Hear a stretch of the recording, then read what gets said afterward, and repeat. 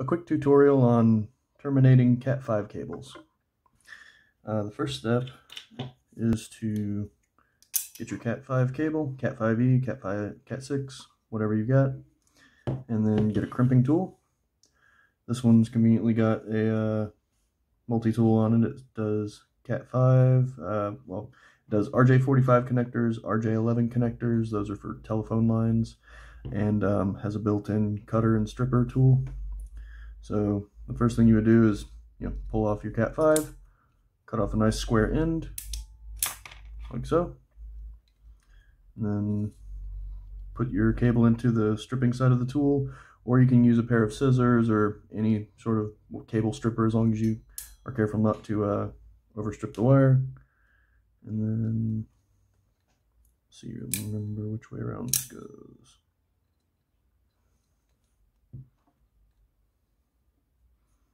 Oh, in this case, I think I'm just going to try to slip it in here and spin it around a little bit. You just need to score the outside of the sheathing. You don't actually have to cut all the way through it. As soon as you see kind of a white mark on the cabling, you can just pull it back on either side. It'll pull straight away like that. And this exposes our 4 twisted pairs of the cable, as well as the nylon string that helps give it some tensile strength. For that, we can either take a pair of scissors or cutter of some kind, knife, pocket knife, whatever, and then clip that away so it's out of our way. Next thing, I peel this back like a banana to keep all 4 of the cables away from one another. And on these twisted pairs, you have 4 main colors and 4 white striped colors. I start by untwisting 3 or 4 inches, roughly most of a finger's worth, just so you've got plenty of it to hold on to. I'll keep the striped color with its partner and just strip it all the way back to the sheathing. So just untwist this. And on Ethernet cabling, even though there's 4 wires in here, commonly only 4 of them are or even though there's 8 wires in here, only 4 of them are normally used to do your actual data connection. If you have a like an office telephone that has power coming through the Ethernet cable, a lot of times it'll use those other 4 wires to run the power through.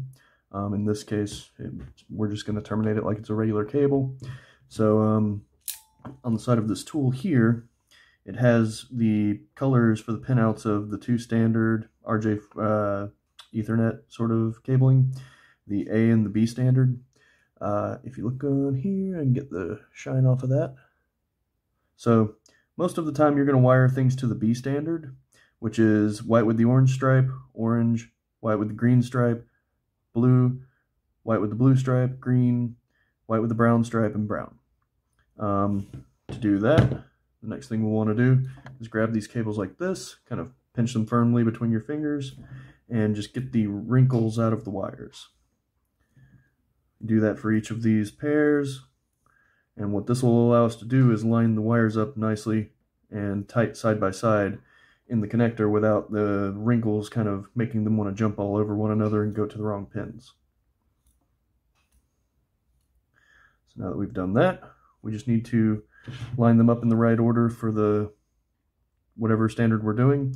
There are other standards for how you would do Ethernet cabling, but they're vanishingly small unless you're working in the IT industry. And even then, these days, it's you don't see that many things like crossover cables or rollover cables these days. So I'm just going to set this down there so you can see that. And we're going to start with white with the orange stripe, orange, white with green, and blue, white with blue, green, and I'm just making sure to keep these nice and tidy. If you need to, you can kind of slide them through your fingers again, just to keep that solid copper wire from getting all twisted up.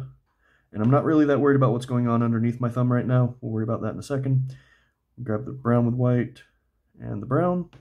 So now we've got all 8 of our wires matched up to the same color code that the B standard's made for. Again, I'm just going to work these to make them all nicely aligned. And here's where a lot of people get messed up, is actually cutting this from here and putting it into the connector. So this is an RJ45 connector. These are actually a very nice variant of them, where it has a neat little trick, but we'll work with it like it's not when we cut it. But just to show you what these do, these are called a pass-through RJ45. They come in bags like this. You can buy them in bulk. And the neat little trick with these is that if you clip these off flush, and again, double check your cabling to make sure it matches that real quick. Hold it kind of, you don't want to just kind of throw it down the hole in the connector. You want to kind of use the plastic of the connector to help keep things touching the whole way down. That way they're less likely to jump. But on this connector, it has a pass-through. So you can actually pull all those loose wires all the way through the connector and push them all the way down to the strain relief catch. There's a little tooth in here that catches on that sheathing that keeps the, if you pull on the cable from actually pulling on the wires, it pulls on the sheathing instead. This is a really nice, if you haven't bought RJ45 connectors before, I suggest only getting pass-through style ones. They're just so much less prone to problems. But let's say you already have connectors and they don't have this pass-through feature. So we'll back this out. We'll go back to like we haven't done anything yet with it. And what we'll do for that is we need to cut the end down so that it will bump into the connector. Now if you overstrip the sheathing and don't cut the cabling down far enough, you'll have all of your conductors hanging out way past the sheathing, and that's just not tidy. It's not to standard, and it's those cables will be more prone to failure over time. So you want to cut this down, but you don't want to cut it down too much. Usually what I'll do is I'll keep about a thumbnail's worth sticking out. Obviously I have fairly large hands, so your thumbnail might be a little bit bigger or smaller, but generally I'll kind of massage this back down so that the lined up cables are lined up with each other as far back until the sheathing gets in the way as possible. And then I'll just trim those off like that. Again, I'll double check that cabling color code. So we've got orange, white, orange, green, white, blue, blue, white, green, brown, white, and brown. And then we'll just slip this into here. Again, kind of being careful not to let them jump around while we slide it into there.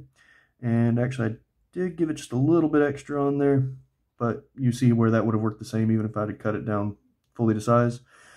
So now, we've got our wires in the connector, and it's pressed in as far as it can go so that strain relief tooth is going to bite when we crimp down the cabling.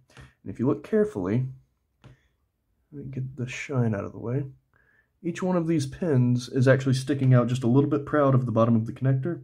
And what happens when you crimp it down is it will actually bite into that copper wire and get a good mechanical bite and hold down on there. So now we'll take our crimper. They come in all different shapes and sizes. Some of them are ratcheting like this one. Some of them are just a straight squeeze connection like a pair of pliers would do. And this is just the one I have. So we stick it in there, and because this one is made to use those pass-through conductors, it'll actually have this little blade on here that'll cut the ends off flush with the tip of the connector when it's done. So we've got that pressed all in there nice and tidy. This is your last chance to double check your color coding and make sure that it's correct. Oh, and by the way, let me see if I can squeeze this back out.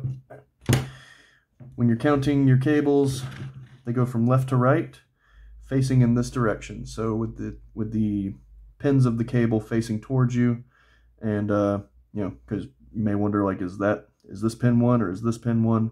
Pin one is the one on the left when the pins are facing towards you. So now we'll stick it back in there, press everything to fit, squeeze down on the clamp, and it won't entirely cut these extra wires off, but that's okay, they'll break right off anyway. Just that last little bit of plastic. It's not a bad idea to give it a second squeeze on the crimpers, and then these will just break right away. And there you have it. Nicely terminated Cat5 cable. Now if I pull on the end, it's just as strong as if it was store-bought. And again, if you wanted to make another cable or terminate the other end, you just follow the same procedure on the other side. And when you're all done, it's not a bad idea to just visually inspect down through the connector, make sure that all those wires are still following the correct pinout on both sides, and then you're good to go.